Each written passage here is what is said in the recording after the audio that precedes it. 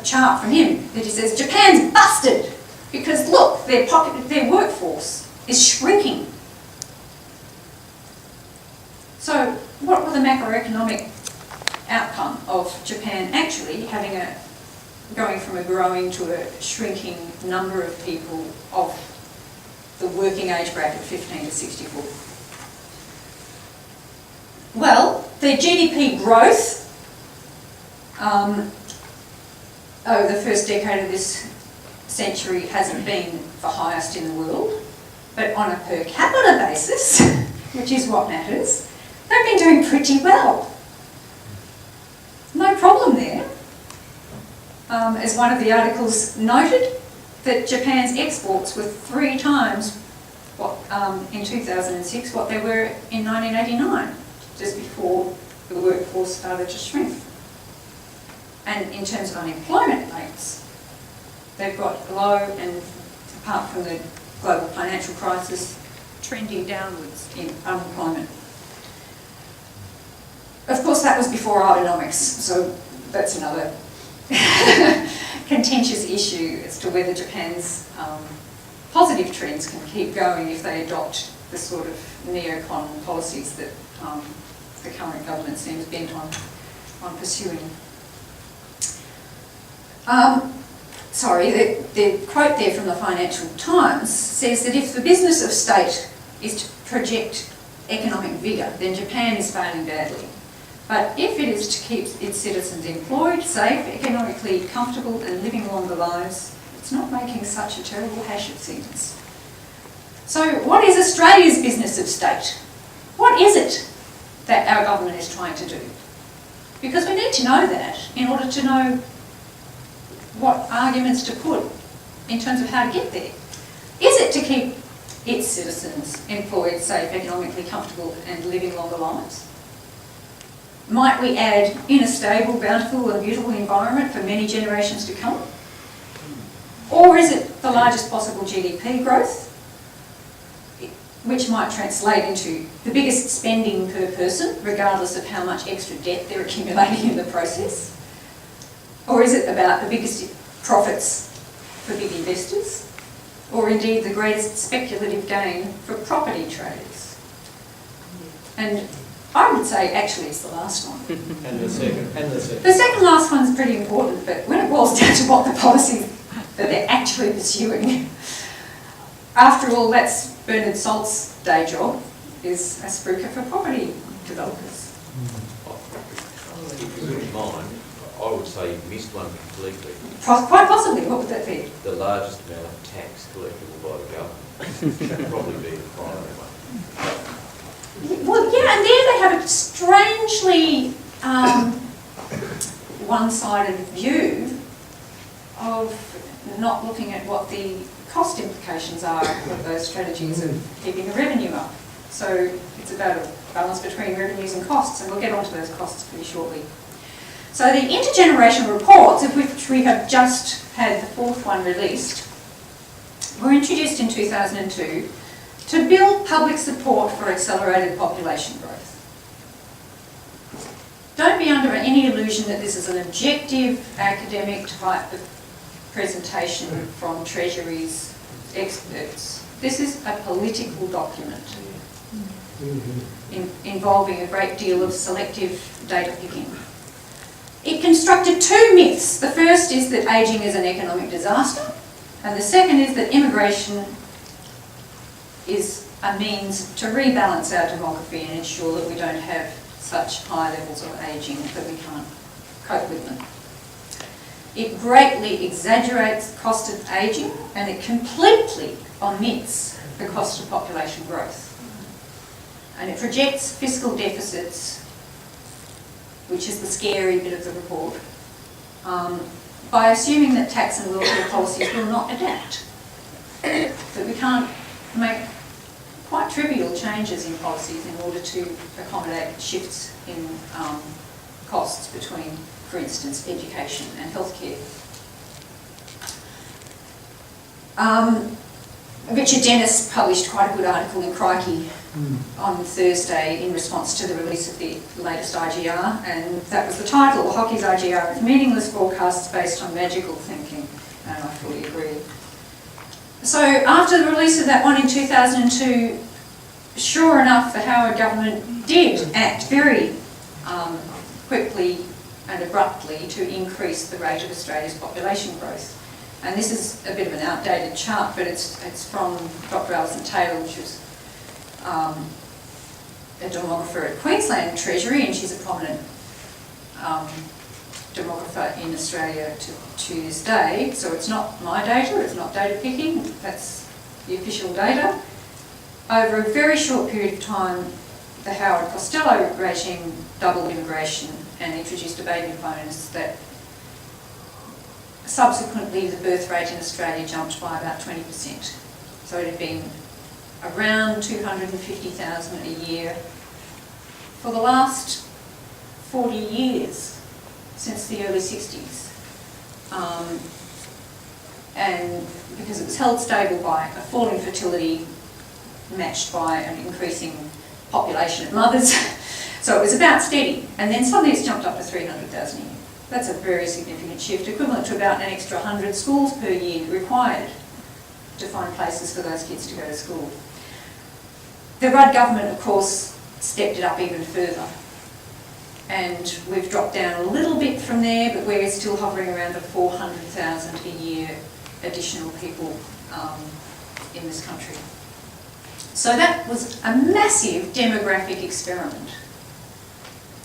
And we need to see all of the social issues and fiscal issues that are being talked about today in the context of this decade of demographic experiment. It is quite a different decade to the one before that in terms of the pressures on many social and financial parameters. So the central narrative of the intergenerational reports is the 3 Ps: population, participation and productivity. GDP, by its own internally defined units, can be expressed as the product of population, participation and productivity. But there are 4 very problematic assumptions in taking this equation as our central policy priority. Firstly, that natural resources don't matter. It wouldn't matter if Australia had nothing to mine, no cropping land, we had to import all that stuff, because they're not in the model. They're not mentioned, so they can't matter. And increasing our population to 200 million, which would decimate the natural resources per capita, is not going to make any difference, because they're not there to be counted. Now, obviously, it will make a difference. Obviously, a lot of our productivity of labour depends on the natural resources that we're applying our labour to produce things that we sell. But it's not there in that discussion.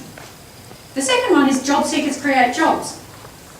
So the size of the economy will be proportional to the number of working age people that we throw into the nation.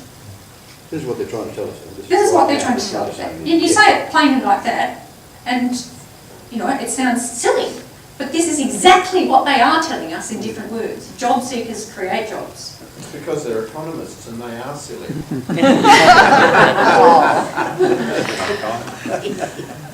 third one is that the 3 factors are independent.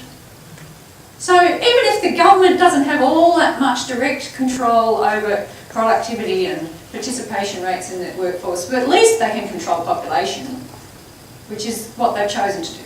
They're saying, well, the easiest one for us to change is population, so we'll boost that and that'll bring the GDP up. That's assuming that population growth will not reduce participation through competition for jobs, or productivity through competition for resources or for markets. Now, clearly it does. Clearly those things are interrelated and will balance out with a lot of negative social consequences. The fourth one, which we'll get to a bit of detail on very shortly, is that growth rate costs nothing. It's not mentioned in the intergenerational report, not worthy of mention. It mustn't be an issue. So all of the infrastructure, equipment and professional training for trained experts, doctors, engineers, school teachers and things that the extra people will need to have a similar standard of living to the people already here can be created without any cost. That's the assumption, right? So those 4 very problematic assumptions are inherent in this 3 Ps narrative that the intergenerational reports have put forward. The first P, population. But hang on a minute, wealth is a per capita thing. When we compare the wealth of nations, we're not comparing the size of their GDP. That would make India much more wealthy than Australia. Right? It's wealth per capita that matters. So we hear so often that population growth meant that Australia avoided the global financial crisis. We had negative per capita GDP change for over a year, more than 4 quarters during the global financial crisis. Did we skip the global financial crisis? As far as Treasury is concerned, maybe. As far as the average Australian's experience was concerned, whether they lost their job or not that year, no, we didn't skip it at all. We suffered. Population growth de-links GDP growth from wealth. So if it's contributing to GDP growth, the extent to which it's contributing to GDP growth is the extent to which it's not contributing to GDP per capita growth. It's separating those 2 things. The second P, participation. Job seekers create jobs. The theory that a large proportion of working age people means a larger workforce. And after all, Bernard Salt is not alone in using the words interchangeably, presenting charts based on the number of people between the ages of 15 and 64 and calling that the workforce, as if they're all working. They're not all working. Workforce participation measures labour supply.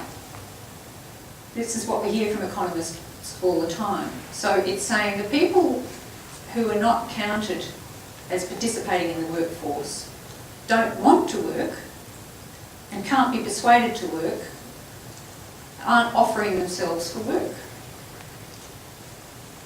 In fact, the number of people employed has a lot more to do with the demand for employees than the supply of people. It's also a product of culture. France has a relatively low workforce participation of women because in their culture they still prefer for women with children to be focused on home duties. It's a product of cost of living pressure. Is it a good thing that more older people are deferring their retirement and working into their late 60s? Maybe it's not, because it's probably reflecting on the fact that they're less financially secure than they were, than that similar cohort was 20 years ago. And it depends on a lot of other things like terms of trade. So this simplistic notion that workforce participation is a function of, you know, the age group and its willingness to work, without looking at how all those other factors are going to change the willingness to work, is quite fallacious. So the Productivity Commission has been projecting this ageing impact on the scale of the workforce by assuming that the current proportion of people at any age who work is going to stay the same in the future. Clearly it's not. If people need workers, they only have to offer slightly better terms of employment to bring people into the workforce who wouldn't otherwise be working. These are the sorts of graphs that Catherine already showed of the proportion of people who are actually employed in various rich countries compared with their old age dependency ratio. So Japan, which is nearly twice as aged under that criterion as Australia, has almost the same proportion of people who work, and there's no positive correlation there. I haven't drawn a regression line, but the difference between my chart and Catherine's is that I've included children in the denominator there. So this is a proportion of the total population, not the the World Bank reports employment as a proportion of people over the age of 15. So if you add the children back in, you lose that even slight correlation. And what's more, if you look at the proportion of people in part-time work, which this next chart is doing, Australia has a lot more part-time employees than Japan. And when you bring it down to full-time equivalent, there's no difference between them. We have a lot more people in part-time work because people are underemployed. There is not enough demand for their labour. They're in the workforce because they have to be, but that available work is being spread thinly over more workers than the workforce really needs, simply because the workers have to find jobs under whatever terms they can. So, myth 3, that a smaller proportion of working age people means fewer people actually working, is busted. It doesn't mean that at all. The third piece, productivity. There's no correlation between the rich nations in terms of growth in gross national income per capita and the population growth rate. Population growth doesn't increase our productivity, even on those fairly dubious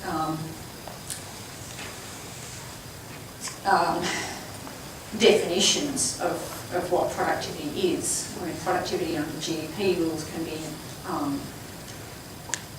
cleaning up the mess that our economic growth is actually creating.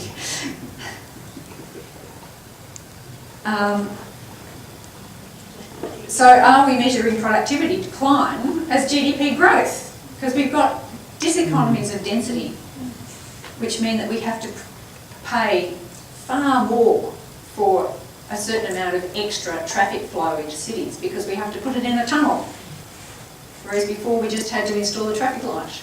You know, so these are big diseconomies of population density that are starting to hit us. But of course, if you pay, you know, $20 billion to build a tunnel, that's GDP growth. We're spending the money. It's all counted as GDP.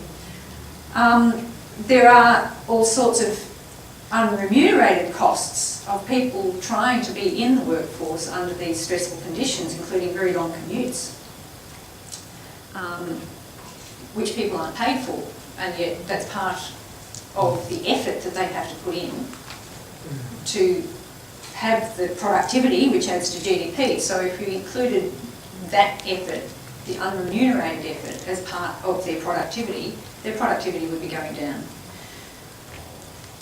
Residential housing debt has tripled since 2003, and it's a big bugbear to me that we count the rise in value of houses as increasing wealth in this country, when in fact it is pure inflation. What about income distribution? The Gini coefficient is a measure of income inequality, so the higher numbers are the most unequal. It ranges from 0, which would be if everybody got exactly the same income, to 1, which would be if all of the income of the nation went to one person. So generally below about 0.3 is considered pretty good. As you can see, the most youthful nations have the poorest poor and the greatest income inequality. And this is for very obvious supply and demand reasons. Because immigration makes labour more abundant relative to the existing stock of capital and land, it tends to increase the returns to the latter at the expense of labour. It pushes wages down and makes jobs insecure. Greater inequality has been associated with worse physical health, mental health, drug abuse, education outcomes, imprisonment, obesity, social mobility, trust and community life, violence, teenage pregnancies, child well-being, a whole gamut of social problems that we're trying to fix in band-aid approaches while maximising the trends that are generating them. We've already looked at the myth that an ageing population will proportionally increase healthcare costs, and this data was from a paper that came out a few years ago saying, well, we should not be measuring ageing in terms of proportion of people over 65 from a healthcare perspective, it makes more sense to measure ageing in terms of the proportion of people within a certain time of their death. So people with less than 15 years of life expectancy left. And because longevity is increasing, that's actually a smaller, that statistic is rising at a slower rate than the numbers over 65, as you can see by the green histogram compared with the purple one. It's much less scary. If we actually look at disability rates in older people, there's very little increase anticipated due to the trends of lower disability of people at any age going into the future. So if you get away from these simplistic correlations of just numbers of people over 65 with healthcare and nursing home needs, the data says that these trends are going to be much less, there's going to be much less growth in those burdens into the future than is argued through the ageing scaremongering.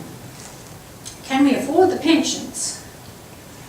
Well, the problem is that if you've got a high proportion of people unemployed because you've got an oversupplied labour market, you're paying them pensions too. So why should we make people stay at work until they're 68 if it just means that the job that they would be vacating is not available to an unemployed young person? To me, there's very little change in the welfare bucket of money in shifting, though, that payment from an unemployment benefit to a pension. But there's a social benefit in doing that. So raising the pension age by 3 to 5 years negates the change in working age population. It would keep the working age proportion of people pretty much what we've got now. But do we need to do that if we've got an unemployment problem? It's better that we've got the people who are on welfare being healthy and socially engaged retirees than disenchanted and marginalised young people. To me, that makes a whole lot more sense. Reducing the over-generous superannuation tax breaks would more than compensate for the extra pensions, and the Australia Institute did a really good report on just that earlier last year. Pensions are efficient economic stimulus. And if you're going to be spending tax money to incentivise people to put their money away into a superannuation account, neither the tax nor the person's personal saving is being spent. And when it's spent, it's somebody's income. And that somebody whose income it is paying tax. So it comes back to the government. So if you're actually spending that money as welfare payments instead of superannuation bonuses, it's economic stimulus. It's getting, it's lubricating the system. The absolute worst trends, as far as I can see, the scary part of retirements in the future, to me, is housing inflation and the casualisation of work. Both of them are products of our population growth experiment, and they will mean that the young people of today will be spending most of their disposable income on keeping a roof over their head by renting throughout their life or paying it all into mortgage payments, will retire with very little savings and precarious housing because they can't afford the rent anymore. And the banks won't lend money to people who have casual jobs. That's right. Well, already we've gone from one of the highest home ownerships in the world to, I think, over half of Australian households now are renting. So that's half of Australian households who are retiring with an absolute dependence on income to keep a roof over their heads. It's pretty scary to me. So the fourth myth that we've busted is that pension and healthcare costs will blow the budget. What about the cost of growth rate? And I realise I'm probably going a bit over time, so we'll run through this pretty quickly because most of you probably heard bits of it before. A higher population growth means that a greater proportion of the total economic activity that we're doing is dedicated to expanding the infrastructure, equipment and skills that we need to support our population. So for each 1% of population growth, around 7 to 10% of GDP is needed to expand things.